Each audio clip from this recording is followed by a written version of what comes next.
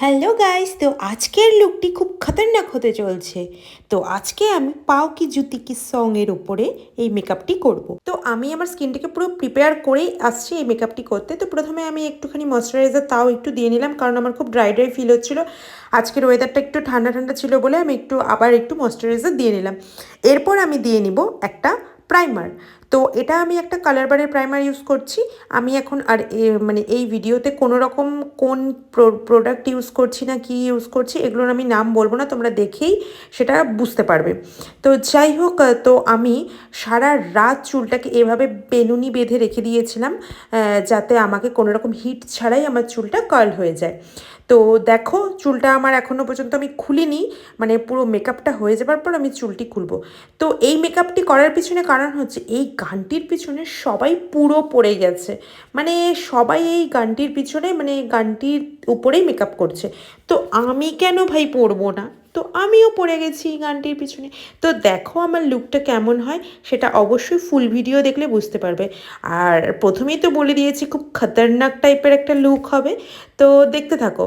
আর আমার চ্যানেলে যারা নতুন আছো তারা অবশ্যই আমার চ্যানেলটিকে সাবস্ক্রাইব করে দিও। তোমাদের ভালোবাসা থাকলেই তো এইভাবে ভিডিও করে এগিয়ে যেতে পারবো। আর তোমরা যদি সাপোর্ট না করো তাহলে আর কাদের জন্য ভিডিও করব বলো? তো যাই হোক, তো এখানে আমি একটা জুগাড় কি লেহেঙ্গা পরেছি। তার মানে হচ্ছে একটা জোগাড় করে লেহেঙ্গা পরেছি। সেটা কীরকমভাবে? সেটা হচ্ছে এই যে আমি একটা ব্লাউজ পরেছি, এটা কিন্তু কোনো লেহেঙ্গার ব্লাউজ নেই, এটা আমার একটা শাড়ির সাথে ব্লাউজ। তো এটা পরেছি, আর নিচে যে লেহেঙ্গা যে ঘাগরাটা সেটা আমি পরেছি। আমার একটা অনেক দিনের পুরনো একটা লেহেঙ্গা ছিল, তো ওটার সাথে মিসম্যাচ করে পরে নিয়েছি। আর এই উপরে যে ওড়নাটা পরেছি এটা আমার একটা সালোয়ারের ওড়না।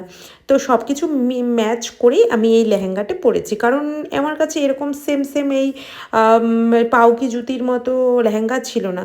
তো ওখানে পাউকি জুতিতে যে হিরোইনটা একটা ব্লাউজ পরেছে সেটা আমার এই ব্লাউজটার মতনই মানে মোটামুটি যাচ্ছে কালারটা। তো তাই এটা পরে নিয়েছি, আর উপরে একটা এরকম গোল্ডেন কালারের একটা ওড়না নিয়ে নিয়েছি। মোটামুটি ওই সংটার সাথে চলে যাচ্ছে আমার ড্রেসটি। তো নিচের যে লেহেঙ্গা চুড়িটি ওটা আমার আজ দেখানো হয়নি, তো এটা আমি তোমাদেরকে আবার অন্য কোনো ভিডিওতে শেয়ার করে দেবো।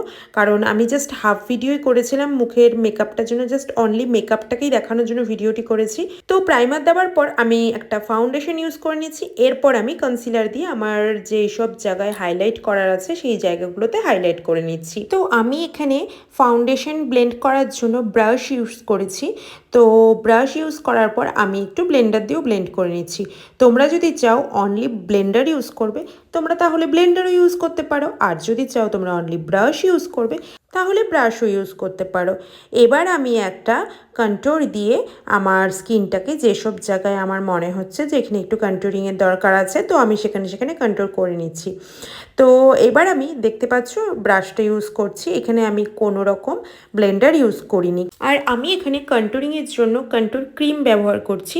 তোমরা যারা নতুন আছো মেকআপে তারা অবশ্যই কন্ট্যুর পাউডারটা ইউজ করবে। কন্ট্যুর পাউডারটা ইউজ করতে তোমাদের অনেক বেশি সুবিধা হবে। আর ক্রিমটা দিলে কি হবে, যদি একটু এদিকে উচনিচ হয়ে যায় তাহলে কি হবে, মেকআপটা দেখতে ভীষণই বাজে লাগবে দেখতে। তার জন্য তোমরা পাউডারটা ইউজ করো। তো এবার আমি ট্রান্সলুশন পাউডার ইউজ করে নিচ্ছি। তো আমার এখনও আই মেকআপ হয়নি বলে আমি নিচে একটুখানি বেকিং করে নিলাম পাউডার দিয়ে। এবার আমি যখন শ্যাডো করব, মানে আই শ্যাডো করবো, তখন আই শ্যাডো দেওয়ার সময় কোনো কালার যাতে আমার এই মেকআপের ওপরে না পড়ে তার জন্য আমি একটু বেকিং করে নিলাম। এই বেকিংটা করলে একটা সুবিধা কি, এই পাউডারের ওপরে তোমার যে কোনো কালার বা যা কিছুই পড়ুক তুমি একটা ব্রাশ দিয়ে ঝেড়ে দিলে সেটা একসাথে পড়ে যাবে। আর যদি তুমি বেকিং না করে নাও তাহলে কি হবে, কোনো কালার পড়লে সেটা যখন তুমি ব্রাশ দিয়ে ঝাড়তে যাবে তখন কি হবে, তোমার এই মেকআপের উপরে মানে স্কিনের উপরে সেই কালারটি পুরো মানে লেগে যাবে, তখন তোমার মেকআপটা খারাপ হয়ে যাবে। এবার আমি করব স্মোকি আইস। তো তার জন্য আমি একটা কাজল দিয়ে লাইন টেনে নিলাম। এবার আমি এটাকে ভালো করে ব্রাশ সাহায্যে ব্লেন্ড করে নেব। তারপরে আমি একটা হালকা কালারের ব্রাউন শেডের একটা হালকা কালার নিয়ে আমি পুরো এই যে আমি কাজলটা দিয়েছি এটাকে পুরো ভালোভাবে স্মাজ করে দেব, যেন কোনোভাবে একটা হার্শ লাইন না বোঝা যায়।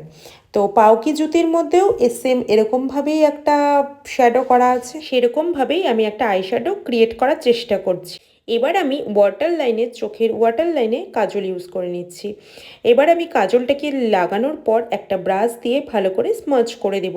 ব্রাশের মধ্যে আমি একটা ডিপ ব্রাউন কালারের আইশ্যাডো নিয়ে নিয়েছি, আর ওটা দিয়ে কাজলটাকে ভালো করে ব্লেন্ড করে দেবো। আমি কোনো রকম কালো কালারের শ্যাডো চোখের নিচে ইউজ করব না। এবার আমি একটা মাস্কারা দিয়ে আমার আইল্যাশটাকে একটু কার্ল করে নেব। এরপরে তো আমি একটা আইল্যাশ পরেই নিব হালকা মতো, কারণ খুব একটা বেশি মানে হেভি আইল্যাশ আমি আজ ইউজ করব না। এবার দেখতে পাচ্ছ আমি একটা ব্রাশ দিয়ে আমার যে চোখের নিচে আমি বেকিং করে রেখেছিলাম পাউডার লাগিয়ে, সেটাকে আমি ভালো করে ছেড়ে ফেলে দিলাম। এবার আমি একটা ব্লাশ ইউজ করে নিব আমাকে একটু পিঙ্কি পিঙ্কি দেখানোর জন্য। তো দেখো ব্লাশ ইউজ করা হয়ে গেছে। এবার আমি একটা হাইলাইটার আমার যে হাইলাইট জোনগুলো আছে সেখানে হাইলাইট করে নেব। তো আমার মেকআপ মোটামুটি কমপ্লিট। তো তোমরা অবশ্যই আমার মেকআপটি দেখে আমাকে কমেন্ট করে জানাবে তোমাদের এই মেকআপটি কেমন লেগেছে। আর হ্যাঁ, অবশ্যই আমার এই মেকআপ টিউটোরিয়ালটি দেখে তোমরা বাড়িতে অবশ্যই একবার এই মেকআপটি ট্রাই করো, ভীষণ ভালো লাগবে। আর তোমরা ট্রাই করার পর বুঝতে পারবে তোমাদের দেখতে কতটা সুন্দর লাগছে, কারণ এরকম একটা আনকমন মেকআপ করলে নিজেকেও বেশ ভালো লাগে।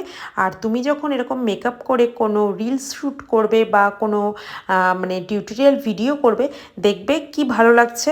তো যাই হোক, এবার আমি একটা কালো কালারের টিপ পরে নিলাম, আর এই থুতনির নিচে 3টে ডট ডট দিয়ে নিলাম, কারণ ওই মেকআপেও সেম এরকমভাবেই ছিল। তো এবার আমার পালা হচ্ছে আমার এই সারা রাত বেঁধে রাখা বিনুনিগুলোকে খোলার। তো চলো এগুলোকে খোলা শুরু করে দিই। ব্যাস আমার খোলা কমপ্লিট। এবার তোমরা দেখো আমার ফুল লুকটি।